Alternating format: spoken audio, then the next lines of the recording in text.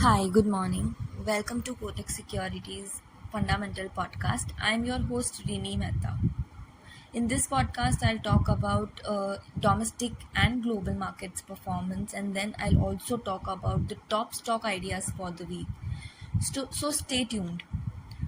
In the last week, Indian stock markets remained weak with major indices witnessing corrections. Nifty and Sensex corrected by 2%. Even BSE mid-cap and small-cap indices posted negative returns last week. Sectorally, if you see, BSE Energy, Oil and Gas and IT indices witnessed weekly fall of 3%.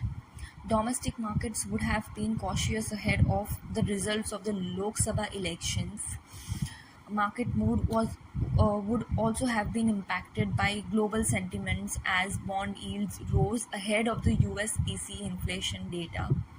Eurozone inflation rose to 2.6% in May 2024. The ECB will be holding its monetary policy meeting next week.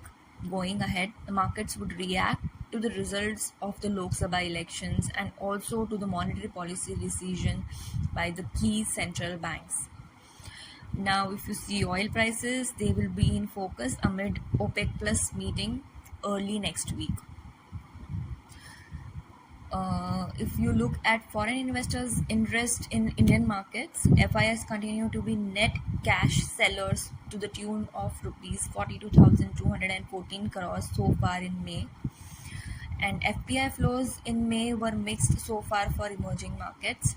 India, Indonesia, Philippines, Thailand and Vietnam witnessed outflows, while Brazil, Malaysia, South Korea and Taiwan witnessed inflows. Now coming to the stock ideas and result updates. First, I'll share on Apollo Hospitals. On a solid footing, Apollo Hospitals reported healthy growth across segments in fourth quarter, marginally higher than our estimates. Apollo Health Company delivered a second consecutive quarter of positive EBITDA. And Apollo Hospitals EBITDA has almost tripled in the past 5 years, and with ample scope to improve occupancies, we expect mature margins to expand further.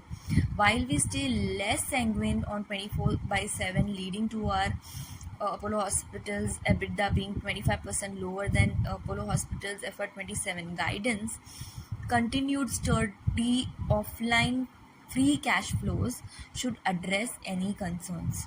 So we reiterate to add the stock with target of 6,735. Lastly, our pick of the week is LIC. LIC reported 25% enterprise value growth for the year in line with estimates. Value of new business margins were marred by higher IRRs and change in interest rate assumptions, even as the non-par story is playing out nicely. While core value of new business inches up, stock performance remains leveraged to rally in the capital market. However, we retain buy on the stock with target of 1,300.